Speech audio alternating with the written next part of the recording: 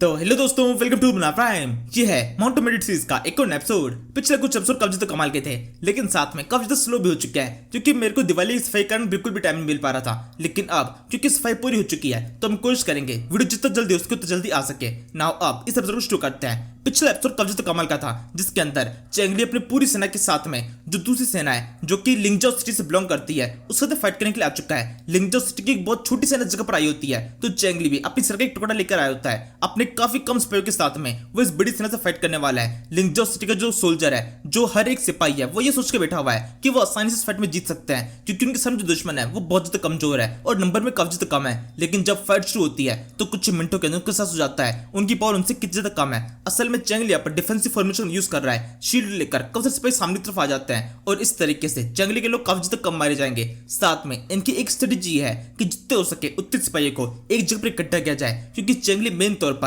अपनी तोपों का यूज करने वाला है इन सभी को खत्म करने के लिए। और तोप के एरिया का यूज करते वक्त जितने ज्यादा सिपाही एक छोटे एरिया के अंदर होंगे उतने ज्यादा सिपाही को नुकसान पहुंचाया जा सकता है। जैसे ये चीज हो जाती है तो फायर करनी शुरू कर दी जाती है। कब से सिपाही मारे जाना शुरू हो जाते हैं। उनको दिखाई दे रहा होता है कि आसमान से किस तरह से मौत बरस रही है। उनको आसमान से गिरते हुए पत्थर दिखाई दे रहे होते हैं। कुछ समझ में आ रहा किसी भी सिपाही को कि अचानक से ये क्या हुआ, ये किस तरह का अटैक है। अब से पहले किसी ने भी इस तरह कोई वार नहीं देखा था। सबने देखा था आसमान से तीर बरसते हैं, उनको तो रोका जा सकता है किसी भी शील्ड का यूज करके, लेकिन जो भी आसमान से बरस रहा है ये जलता हुआ एक पत्थर है जिसको किसी तरह से रोक नहीं सकते। अगर ये पत्थर किसकी बॉडी को टकराएगा तो बॉडी को चीरते हुए उनके आर पार निकल जाएगा और बंदे की मौत पूरी तरह से पक्की है। इस वजह से सारे घबरा रहे होते हैं, वो पीछे तरफ भागना शुरू कर देते हैं। लेकिन चेंगली इनको भागने का मौका नहीं देना चाहता। असल में साइड पे लिंगजाओ सिटी से बिलोंग करते हैं और चेंगली बात अच्छी तरह जानता है अगर इन सिपाहियों से भागने का मिल गया तो दोबारा से घूमकर अटैक करने की कोशिश कर सकते हैं। तो चेंगली की अगली स्ट्रेटेजी पर फॉलो होती है। वो अपने सिपाहियों को दोनों तरफ से फैलाना शुरू कर देता है। इस तरीके से वो इन सिपाहियों को घेरने की कोशिश कर रहा है ताकि इन सिपाहियों को भागने की कोई भी जगह ना बचे। और अब जब ये हो रहा होता है तो सिपाहियों के पास पहले तो उम्मीद थी कि वो बच सकते हैं, लेकिन अब उनको समझ में आ चुका है उनके पास बचने की कोई भी उम्मीद नहीं है। शायद से इन सभी ने अपनी मौत को एक्सेप्ट कर लिया है। वो बुरी मौत मरने वाले हैं, लगातार चिल्ला रहे होते हैं। इनमें से किसी के अंदर भी जरा सी भी डेयरिंग नहीं है।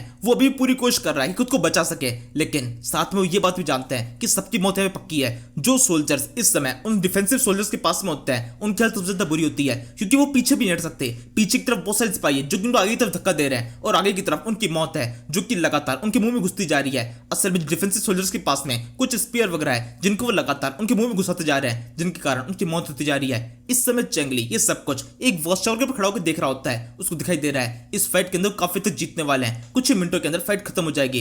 तभी एक सिपाही पास में आकर खबर देता है जो कि थोड़ी बुरी खबर है। जो तोपें इन्होंने फायर की थी वो सारी तोप अब काम नहीं कर सकती, क्योंकि वो बहुत ज्यादा गर्म हो चुकी है। उन्हें कुछ टाइम के लिए छोड़ना पड़ेगा और उसके बाद भी उसका यूज कर सकते हैं। चेंगली परमिशन दे देता है क्योंकि वो पहले इन तोपों का काफी ज्यादा यूज कर चुके हैं। यहाँ पर इन सिपाही को मनोबल तोड़ दिया गया है, इतना काफी है इन सभी को हराने के लिए। अब कुछ मिनटों की फाइट बची है जिसको ये बिना किसी भी तोप के जीत सकते हैं। और अब इसके बाद वो परफेक्ट टाइम हो चुका है जब चेंगली खुद से इस फाइट में कूदने वाला है। वो फॉर्मेशन बदलने के लिए कहता है। ट्राइडेंट फॉर्मेशन अब एक्टिवेट किया जाता है, जिसके अंदर खुद से आगे बढ़कर इन सिपाही को प्रोटेक्ट करने की कोशिश करेंगे। असल में चेंगली इस वॉच टावर पर खड़ा होकर अब तक इंतजार कर रहा था कि किसी तरीके से इन सिपाहियों के लीडर को ढूंढ सके। अगर लीडर को ढूंढ लिया तो फाइट वहीं पे खत्म हो जाएगी, लेकिन काफी ज्यादा ढूंढने के बावजूद भी इनका कोई भी लीडर दिखाई नहीं देता। लेकिन वो एक चीज नोटिस करता है, जो इन सिपाहियों का कैंप है उस कैंप के बाहर काफी सारे सिपाही अभी भी खड़े हुए हैं। किसी भी तरह की फाइट के अंदर कैंप को इस तरीके से इतना सिक्योरिटी के साथ में छोड़ना जब उसके पास में सिपाही की कमी पड़ रही है, इसका मतलब साफ है उस कैंप के अंदर ऐसा कोई है जो कि इनके लिए बहुत इंपॉर्टेंट है। मतलब इनका लीडर वो जरूर से उस कैंप के अंदर ही बैठा होगा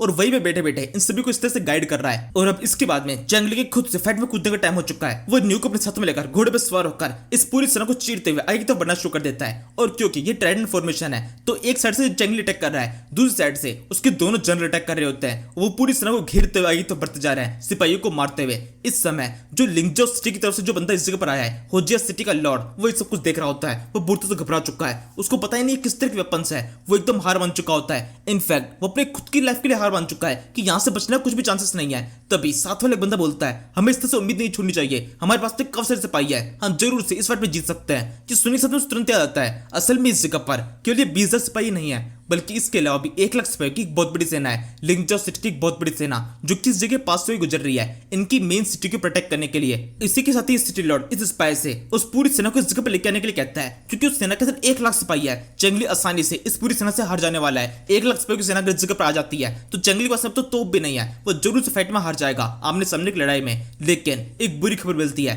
असल में वो जो 1 लाख सिपाहियों की सेना है वो पहले इस जगह से काफी दूर निकल चुकी है। मतलब किसी भी तरह की मदद इनको नहीं मिल सकती है। तो वो जिस तरीके किंग समझ जाता है अब इस फाइट के केवल दो नतीजे निकल सकते हैं, या तो वो यहाँ पर रुका रहे और इन सभी सिपाहियों के साथ मारा जाए, या फिर दूसरा तरीका होजेस सिटी की तरफ भाग जाया जाए। क्योंकि अगर इनकी खुद की सेना, इनकी खुद की टीम के लोग इनकी मदद करने के लिए यहाँ पर रुक नहीं रहे, तो यहाँ पर किसी के लिए अपनी वफादारी को दिखाना ये एकदम बेवकूफी होगी। वो तुरंत डिसाइड करता है अपने सारे लोगों के साथ मिलकर कि जल्दी से इस जगह से भाग जाओ, हमारी सेना को इस जगह पर रोका जाएगा ताकि वो चैंगली और बाकी लोगों को रोक के रख सके। लेकिन हम सारे इंपॉर्टेंट लोग सीधे होजेस सिटी की तरफ जाएंगे और वहां पर जाकर खुद को प्रोटेक्ट करने की कोशिश करेंगे। जैसे सिटी लॉर्ड इस बात को बोलता है, जितने सिपाही इस जगह पर उसके लिए फाइट कर रहे होते हैं उन सभी को खबर मिल जाती है कि उनका सिटी लॉर्ड इस जगह से भागने वाला है। मतलब जिसके लिए फाइट कर रहे हैं, अपनी जान कुर्बान कर रहे हैं, वो खुद यहाँ पर रुका हुआ नहीं है, तो हम बेकार अपनी जान क्यों कुर्बान कर रहे हैं। और इसी के साथ में पूरी अफरा-तफरी मच जाती है। बिल्कुल वैसे होता है जैसे कुछ टाइम पहले हुआ था, जब सेना के लीडर मारे जाते हैं तो पूरी सेना बिखर जाती है। लेकिन यहाँ पर तो उससे बुरा हुआ है, सेना के लीडर मारे नहीं गए बल्कि भाग चुके हैं। उन्होंने अपनी कायरता को दिखाई है अपनी सेना को यहाँ पर छोड़कर। वैसे इस समय चैंगली न्यू के साथ में इन लोगों के एकदम पीछे की तरफ होता है। न्यू तुरंत ही चैंगली की उस बड़ी सी एक्स को पकड़कर जोर से उसे फेंक के मारती है, जो कि सीधे इन बंदों के पास में आकर उनके झंडे के ऊपर जाकर लगती है।